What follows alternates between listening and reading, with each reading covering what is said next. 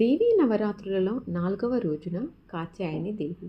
దేవీ నవరాత్రులలో కాత్యాయని దేవి దుర్గాదేవి అవతారాలలో 4వ రూపం. ఆమెను సాధారణంగా నవరాత్రి పండుగలో 4వ రోజున పూజిస్తారు. 4వ రోజున కాదు కానీ కొన్ని ప్రదేశాలలో 6వ రోజున దుర్గాష్టమిగా జరుపుకుంటారు.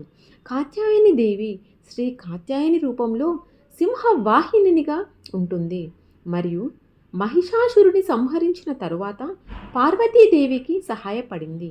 వివాహ సమస్యలు ఉన్నవారు ఈ దేవిని పూజిస్తే కష్టాల నుండి విముక్తి లభిస్తాయని నమ్ముతారు.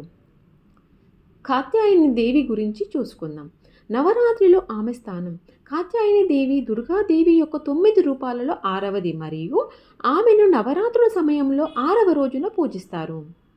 మహిషాసుర సంహారం. ఈమె దుర్గాదేవి అవతారాలలో ఒకటి. నిరంకుశ రాక్షసుడైన మహిషాసురుని సంహరించడంలో సహాయం చేసింది. వివాహ సంబంధిత ప్రాముఖ్యత.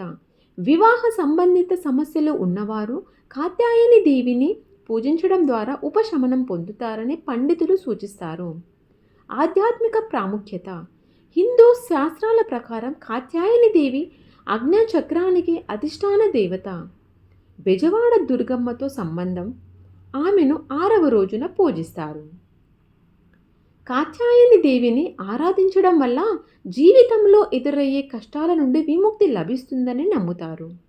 బెజవాడలో దుర్గమ్మ శ్రీ మహాలక్ష్మి రూపంలో అలంకరిస్తారు. మార్కండేయ పురాణం, దేవీ భాగవతాలలో కూడా ఈ అమ్మవారి గురించి ప్రస్తావన చూడవచ్చు. బౌద్ధ, జైన గ్రంథాలలో కూడా ఈ అమ్మవారి గురించి ఉండడం విశేషం. ముఖ్యంగా కాళికా పురాణంలో కాత్యాయని దేవి గురించి ప్రస్తావిస్తూ ఒడిశా ప్రదేశం జగన్నాథునికి కాత్యాయని దేవికి పీఠ వంటిది అని వివరించారు.